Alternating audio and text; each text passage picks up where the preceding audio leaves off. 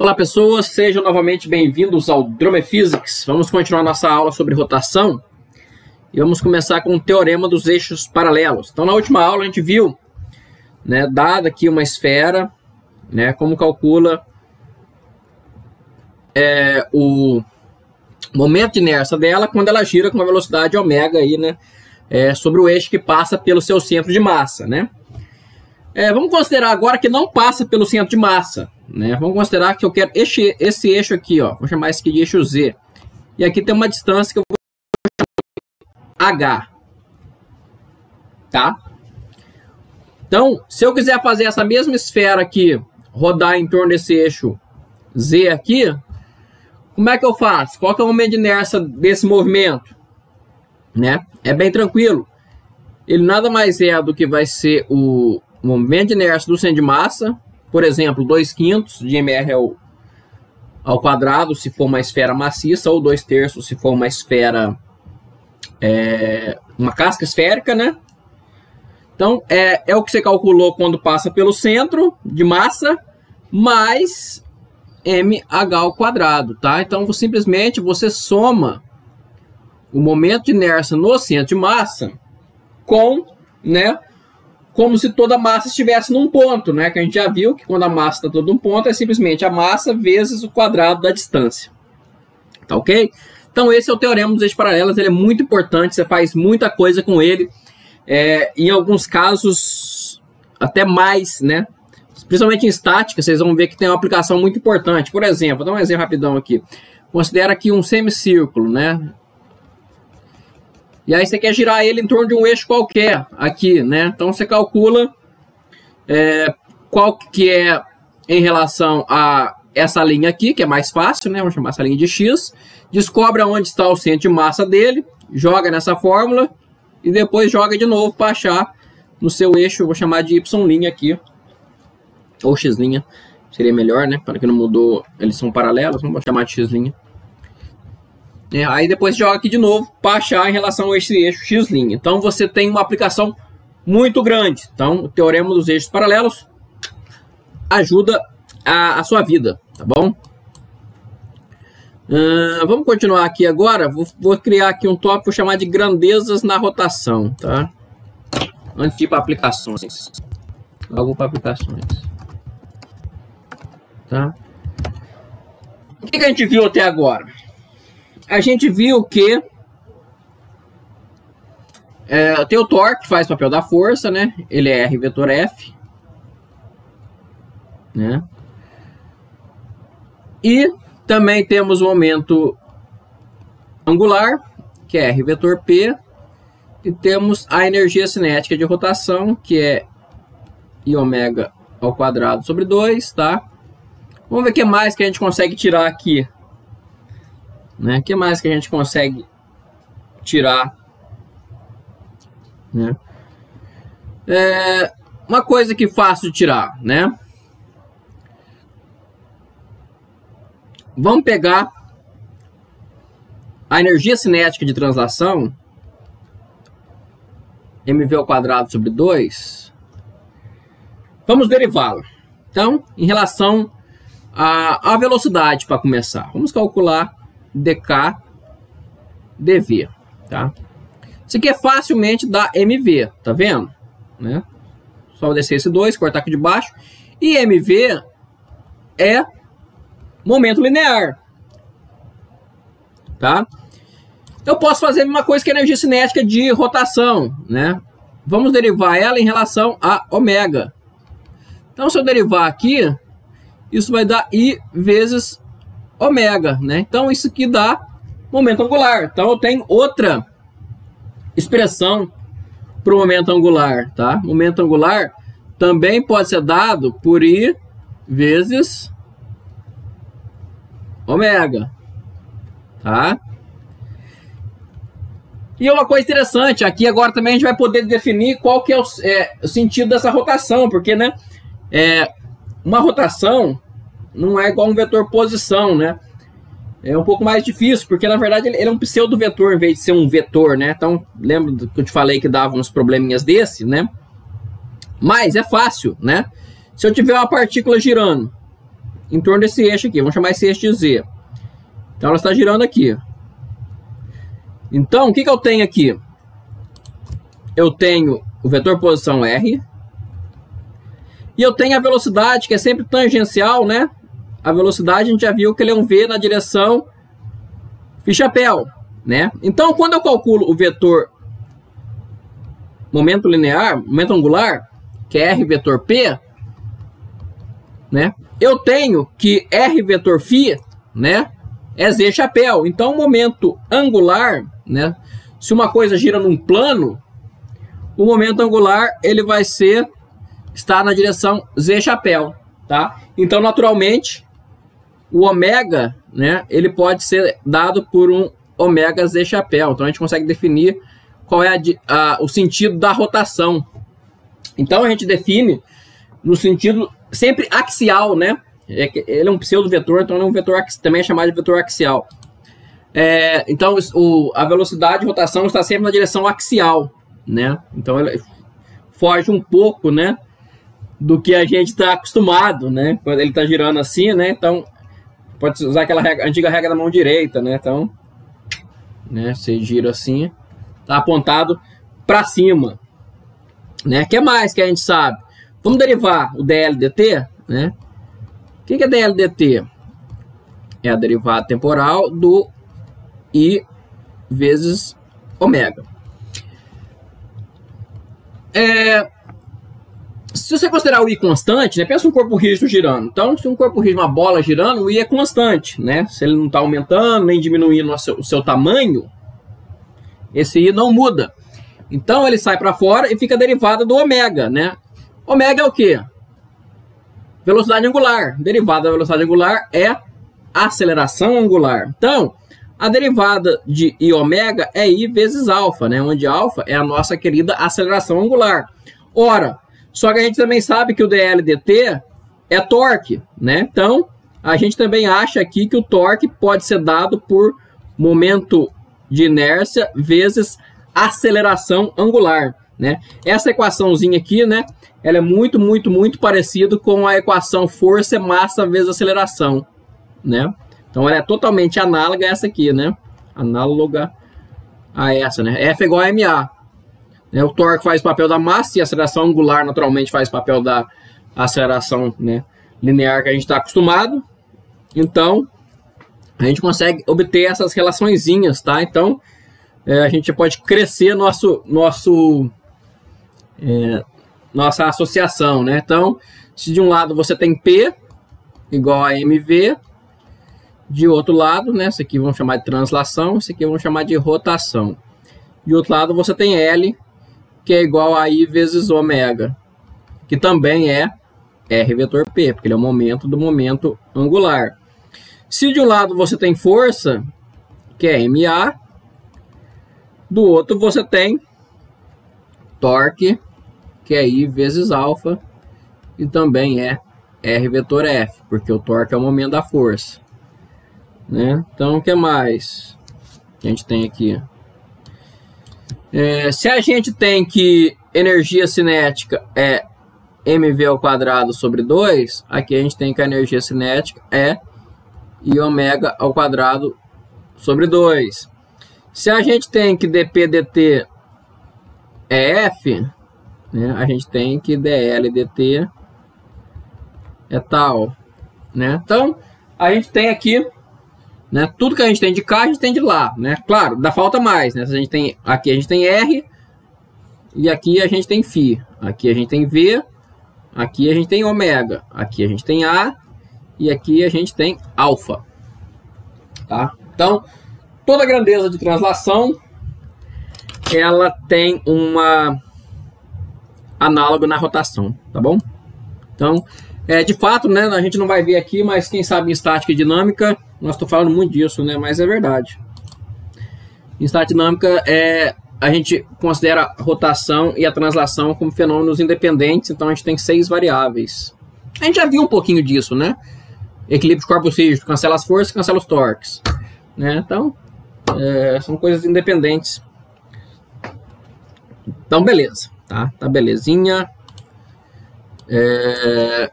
Vamos fazer aplicações agora, então, tá? Aplicações.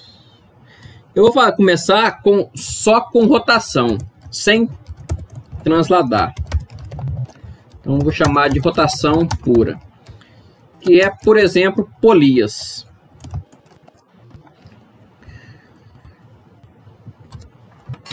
Até quando a gente viu força, né?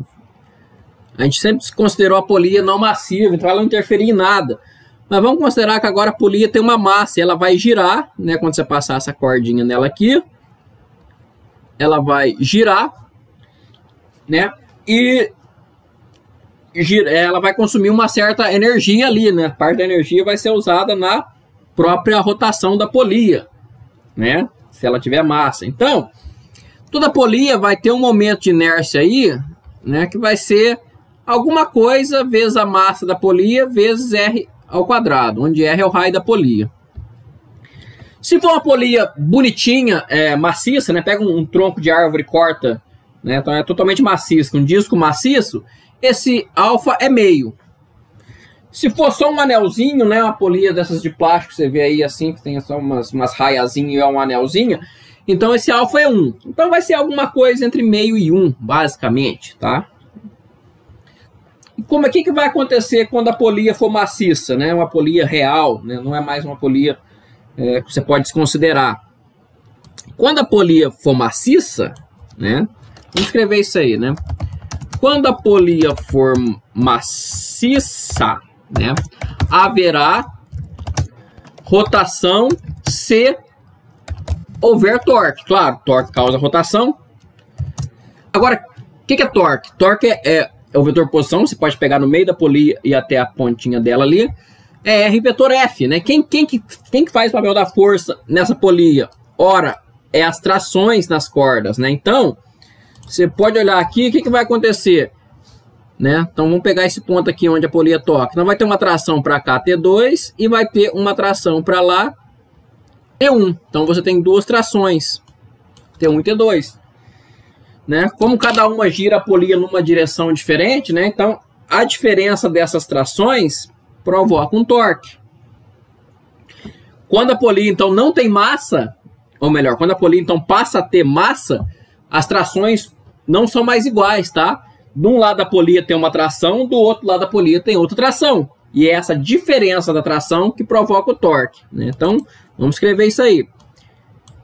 Quando a polia for maciça, haverá rotação se houver torque, né?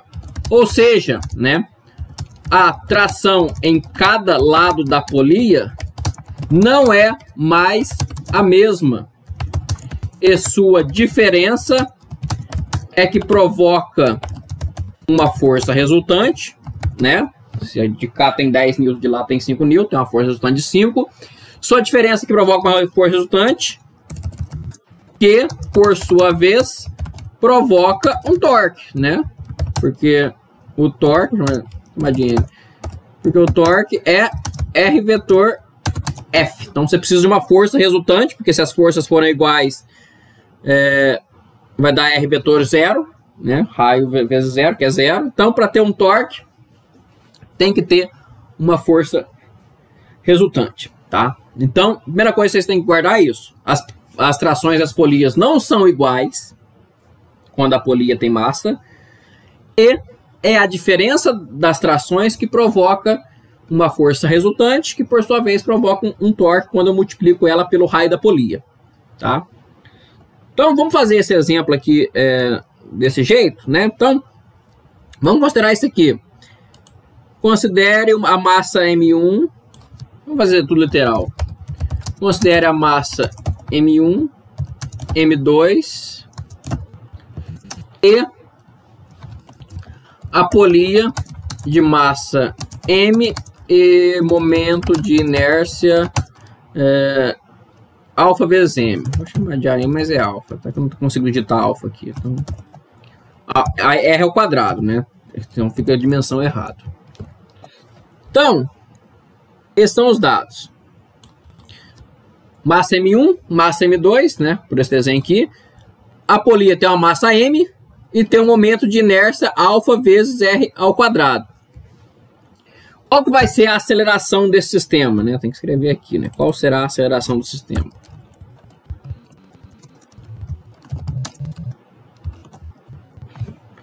Qual vai ser a aceleração do sistema agora que a polia tem massa e tem um momento de inércia, já que ela tem uma massa e vai girar? Vamos fazer o diagrama de força em cada um dos corpozinhos, tá? Então, no corpo 1, naquela caixa, você vai ter aqui, desconsiderando o atrito, você vai ter normal para baixo.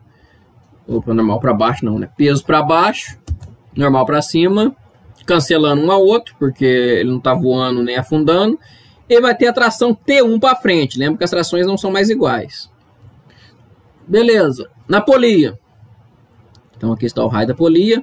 Então no ponto que a corda toca aqui, você tem uma tração T1 de cá, que gruda de cá, né? E uma tração T2 para lá. E na caixa 2, você tem um peso 2 e uma tração 2. Tá?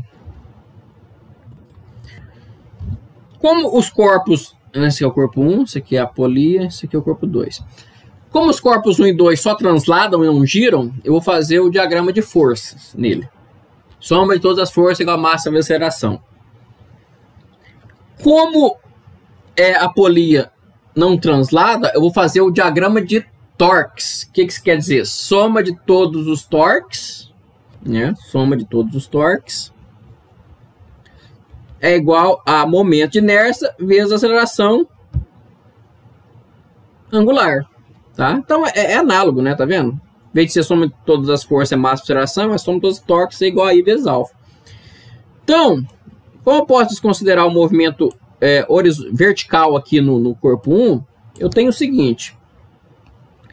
Soma de todas as forças é igual a M1 vezes A.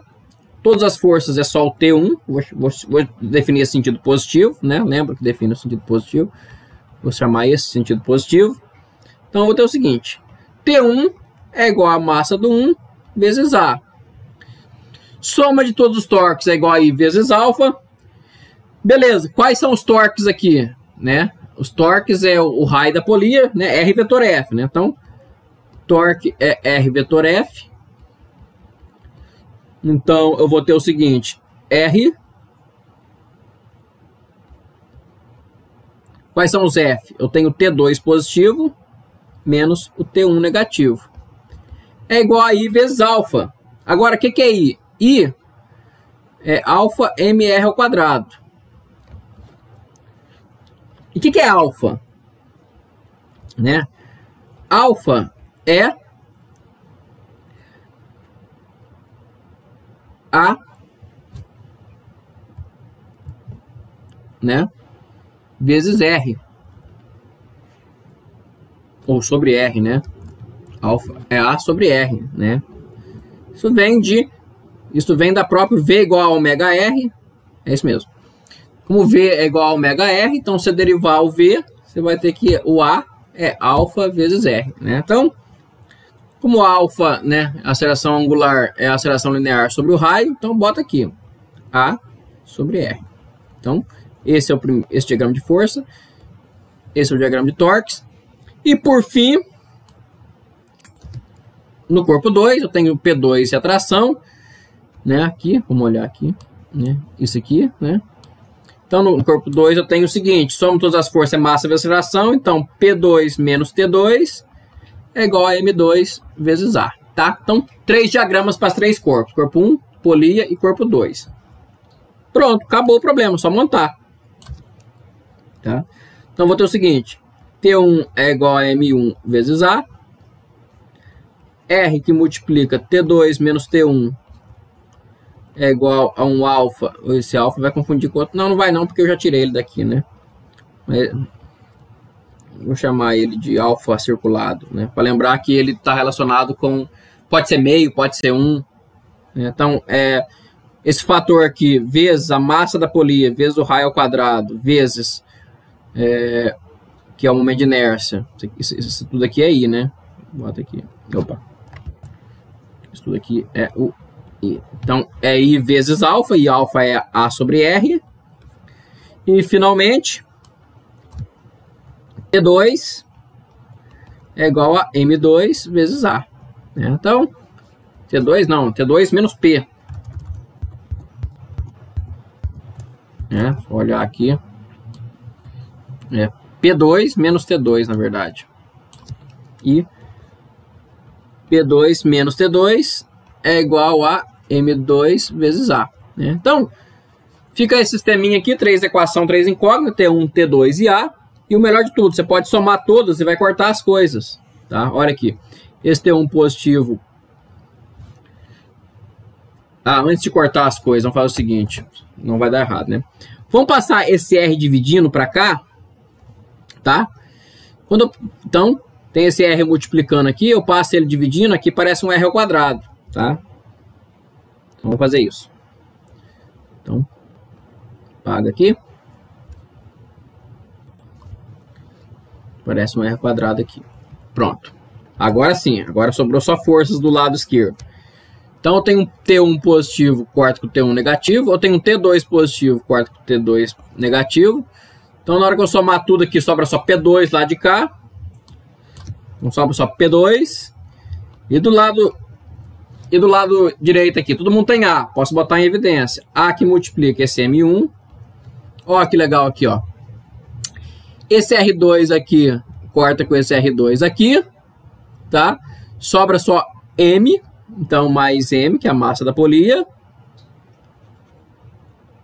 vezes o alfa, né, que é o fator meio, ou 1, ou 0,75, que eu falei, mais esse M2 aqui. Pronto, acabei de achar A. Só isolar o A. Então, quanto que vale o A? O A vale o P2, que é a massa do 2 vezes a gravidade, sobre M1 mais alfa vezes M, que está relacionado com o momento de inércia da polia, mais a massa do 2, tá? Então, é isso aqui. Se por acaso a polia for não massiva, vamos tentar recuperar a polia não massiva, né? Se a polia não tiver massa, esse termo vai a zero. Ó, esse termo aqui vai a zero. E aí, quando você jogar aqui na equação aqui na equação dos torques, né? Se essa massa aqui for a zero, então esse termo inteiro aqui fica zero. Então esse termo aqui todo fica zero. Por esse termo todo fica zero, R que multiplica T2 menos T1 tem que ser zero. Como o raio da polia não pode ser zero, significa que T2 menos T1 é zero. Ou seja, quando a polia não é massiva, T2 é igual a T1, né? Então, é o que a gente obtém, de novo, o que a gente viu lá em leis de Newton, né? Então, T2 é diferente de T1 justamente por causa dessa polia ter massa, né? Então, é fácil perceber isso quando a gente fala de energia, né? Quando a gente vai para frente a falar de energia, e quando fala de energia, parte da energia do sistema tem que ser transferida para a polia, né? Então, ela consome energia também, a energia se conserva, não pode sair do nada, então isso acaba diminuindo a aceleração do sistema, como está nessa fórmula aí, beleza? Vou dar uns exercícios para vocês fazerem, muito parecido com esse aqui, tá? Então, faz a máquina de Atwood, tá? O que é a máquina de Atwood? É aquela assim, né? Então, coloca aqui o corpo 1, vou dar números para vocês fazerem, tá? Então, considera aqui que M1 é 5 kg, M2 é 8 kg, massa da polia é 2 kg e momento de inércia da polia é meio de mr ao quadrado, onde o raio da polia é, por exemplo, 40 centímetros, tá? Então, com esses dados aqui, você consegue fazer. Mesma coisa, faz diagrama de força, já vou começar para vocês fazerem, né? Então, vai ter peso 1, tração 1 aqui. Na polia, você vai ter T1 de cá, T2 de cá, e aqui você vai ter peso 2, tração 2. Mesma coisa aqui, né? Qual que é o torque da polia? O torque da polia é o raio da polia, T2 menos T1, ou T1 menos T2, você escolhe. E faz, tá? Então, exatamente igual. E para terminar, né, fazer mais um exercício aqui, que é assim, ó. Vamos fazer aquele exercício assim. Pode chamar θ1 aqui, θ2 aqui, aí você bota a polia aqui, Bota o corpo 1 aqui. Bota o corpo 2 aqui. Então, mesma coisa que eu já dei lá em leis de Newton, só que aqui tem a polia massiva, né? Então, faz literal. Tudo literal. Vou chamar de M1 de M1, vou chamar θ1 de θ1. Vou falar que a massa da polia é MP. Eu vou falar com o momento de inércia da polia é MR ao quadrado sobre 2. Não vou botar alfa não para não confundir a cabeça, tá? E θ2 é θ2 mesmo, né? Isso aqui eu quero que vocês façam literal, tá? Para ver o que acontece. E depois no final eu quero que vocês coloquem a massa da polia sendo 0 e mostre que volta tudo que a gente já viu, e mais do que isso, né? Aí as trações dos dois lados da polia fiquem igual. Tá beleza? Então, essa é a aplicação da rotação, né? E na próxima aula a gente vai falar sobre rotação e translação em conjunto, né? Então é botar uma bola no alto morro para ela ir girando, ou botar um pneu para ele ir girando, então ele gira, ao mesmo tempo que ele gira, ele vai...